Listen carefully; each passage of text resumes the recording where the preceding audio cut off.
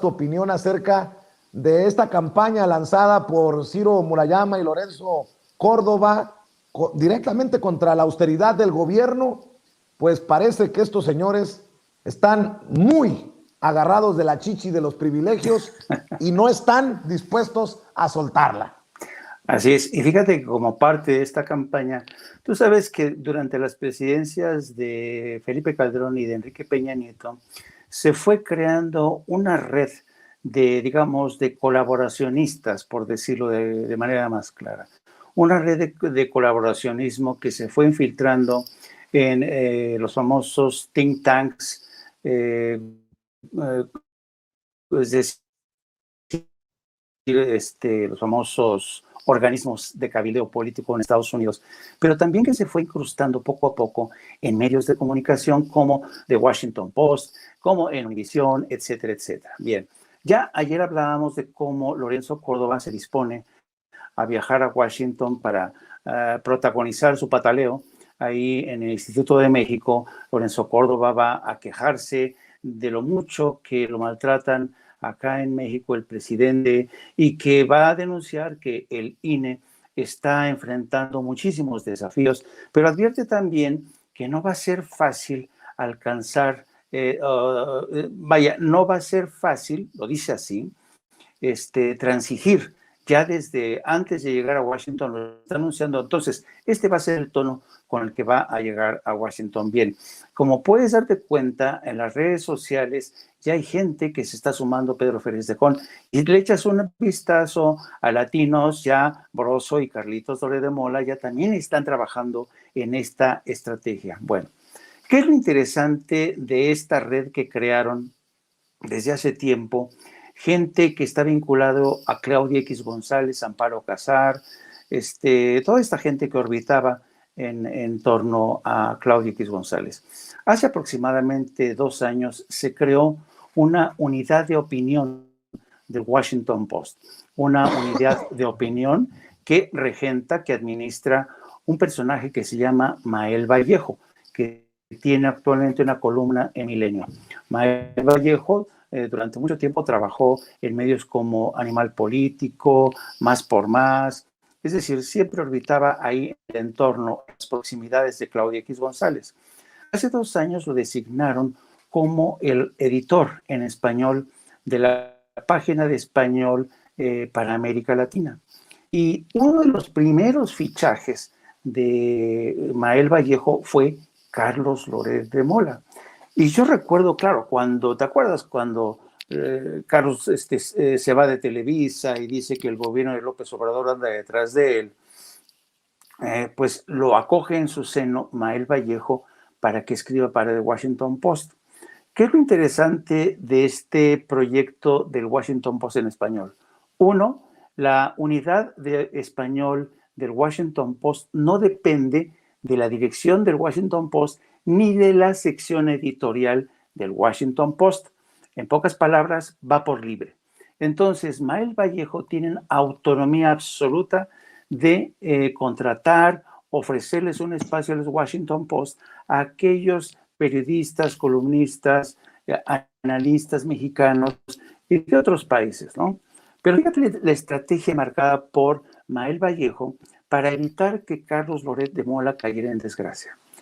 Lo rescata, lo pone como columnista del Washington Post. Yo me acuerdo que Carlos Loret de Mola anunció a bombo y platillo que lo contrataron, lo ficharon como columnista del Washington Post en español. Pero alguna vez cuando yo le preguntaba a Mael Vallejo, oye, ¿por qué elegiste a Carlos Loret de Mola? Dice, bueno, pero también elegí a otros periodistas, ¿no? Y efectivamente Mael Vallejo se da la tarea de poner en un mismo canasto lo que yo llamo manzanas podridas con manzanas buenas. Es decir, mete una manzana podrida como Carlos Loret de Mola en el canasto y luego mete a otros periodistas que no tienen escándalos tras de sí y de esta manera lava la imagen de Carlos Loret de Mola, ¿entiendes? Y esto permite que Loret de Mola, en lugar de caer en desgracia a raíz de los escándalos por los montajes de la familia de Israel Vallarta, en lugar de recibir el peor castigo, de ser denostado, a que se le aplique el ostracismo. No, resucita por cortesía de Mael Vallejo, que, insisto, forma parte de un grupo más grande. Así es que al resucitarlos, al lavarles la cara a estos periodistas, los vuelven a colocar en la parrilla de entretenimiento de líneas de opinión para que sigan trabajando a favor de esta causa. Esta es una red de opinión, de opiniones, de opinólogos que se ayudan entre sí mismos para seguir manteniendo las principales trincheras informativas y cuando, claro, uno se queda extrañado que el Washington Post, antes estaba Marty Baron, que era el hoy exdirector del Washington Post, que ya se retiró, anunció su retirada, uno le extrañaba cómo es posible que Marty Baron, un gran periodista que fue corresponsal en Argentina, domina perfectamente el español, no haya permitido que se le colara un personaje como Carlos Loret de Mola. Y el problema es ese, que justamente dejan esa potestad de decisión en una persona como Mael Vallejo, que decide, tú, Carlitos Loret de Mola, pero al mismo tiempo tú, Ricardo Rafael, o quien sea. Y claro, ¿quién no va a querer escribir en las páginas del Washington Post en español? Yo conozco a más de uno que se van de culo, ¿entiendes? Entonces, yo creo que esto es muy interesante, la forma en que se ha creado este circuito para lavar reputaciones, pero también, querido Vicente, para destruir reputaciones, para echar veneno. Y cuando tú escuchas hablar a Mael Vallejo diciendo que ellos en la página de opinión del Washington Post son muy meticulosos, son muy cuidadosos a la hora de elegir a sus colaboradores, que procuran que sean buenos periodistas, que escriban bien, que sustenten sus artículos con hechos, cosa que nunca sucede con Carlos Loret de Mola. Tú dices, oye, aquí hay alguien que está mintiendo como un bellaco, y creo que es Mael Vallejo, para justificar así el fichaje de periodistas que son reciclados en medios de Estados Unidos. Fíjate, qué interesante historia, ¿no? Porque saben además que los medios internacionales dejan muy apantallados a muchos mexicanos, a muchos periodistas. ¿Qué te parece? Pues me parece hasta preocupante lo que nos planteas, esta estrategia de lavar reputaciones o destruir imágenes. Y creo que esto también se da para el golpeteo desde Estados Unidos hacia México, en el caso del gobierno del presidente Andrés Manuel López Obrador, porque si recuerdo bien, otro de los fichajes del Washington Post fue el de León Krause, el hijo de Enrique Krause, exacto, que ahora fue catapultado a conductor de el segundo noticiero más importante de Univisión después de Jorge Ramos. Así que vayan sacando las cuentas. Y qué casualidad que tanto Carlos Loret de Mola como León Krause también son columnistas. ¿En dónde? En el Universal. Exacto. Entonces, esto te da una idea de cómo todos están utilizando, han convertido la opinión en español del Washington Post como su pica de Flandes, para establecerse ahí, para ganar legitimidad y para desde ahí utilizarlo como trinchera para atacar al gobierno, cuestionándolo, diciendo que es un gobierno antidemocrático, diciendo que Carlos Loret de Mola no se corta un pelo, Él dice de plano que el gobierno de López Obrador, cuando no roba, miente, en fin. ¿Y cómo es posible que el Washington Post, que tiene toda una trayectoria legendaria, cómo permite que la sección de español se haya convertido en una ínsula barataria que controla solamente una persona y que le da el espacio a sus amiguetes, que están, por cierto, dentro de una misma causa, como es el caso de León y Carlos Loret de Mola? Querido Jaime, hay otro tema que me gustaría que nos ayudaras a desmenuzar para la audiencia de Sin Censura, y es esta petición, esta decisión de los republicanos, una solicitud para pedir poderes de guerra en la frontera con México. Cuando lo leí dije yo, cabrón, se me hace que no leí bien, pero sí, poderes de guerra piden los republicanos en la frontera con México. Cuéntanos. Mira, generalmente ya sabes que los republicanos de Texas y de Arizona declaran, cada cierto tiempo declaran la guerra a la frontera de México para atizar, para sacar raja política del tema de la migración.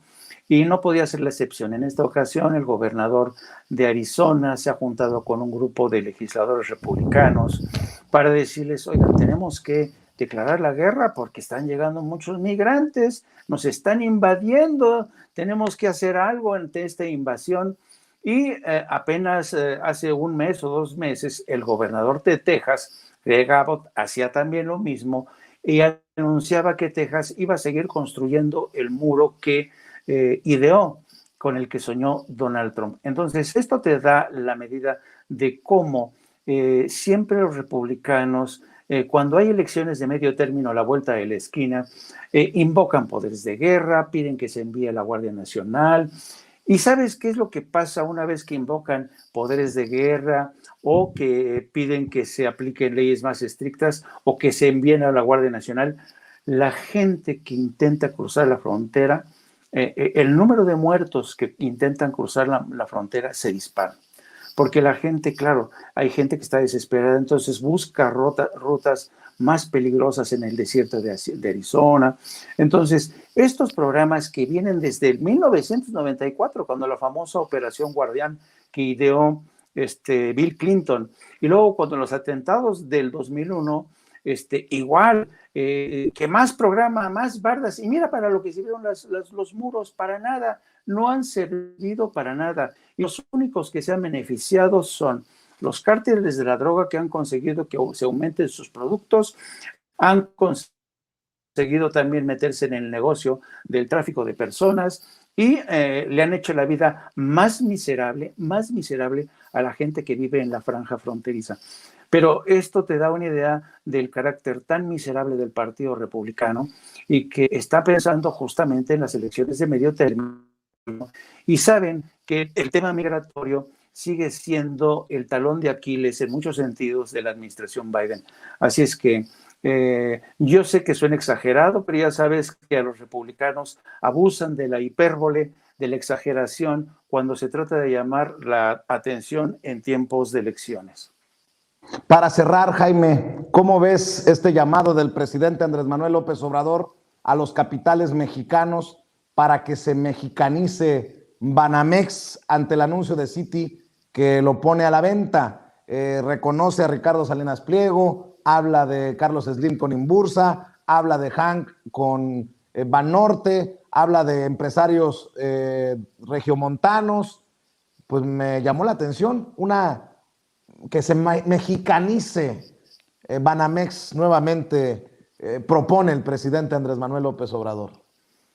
Mira, hay 2 elementos que me resultan muy interesantes de esta propuesta del presidente. Primero, claro, cuando puso por delante la oferta de Ricardo Salinas, yo dije, en la maíz, ¿no? Se lo va a dar, va a permitir que se lo den a Ricardo Salinas, pero luego, poco después, introduce a Carlos Slim, a Carlos Jan González, en fin, entonces ya habla de un grupete de inversionistas mexicanos.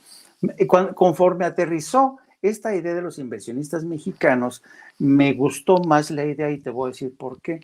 Desde siempre, Vicente, ha habido la crítica al sistema económico mexicano y el sistema político que se ha sustentado y por culpa de este modelo de crony capitalism, que se traduce en español de capitalismo de compadres, se ha acentuado más la desigualdad.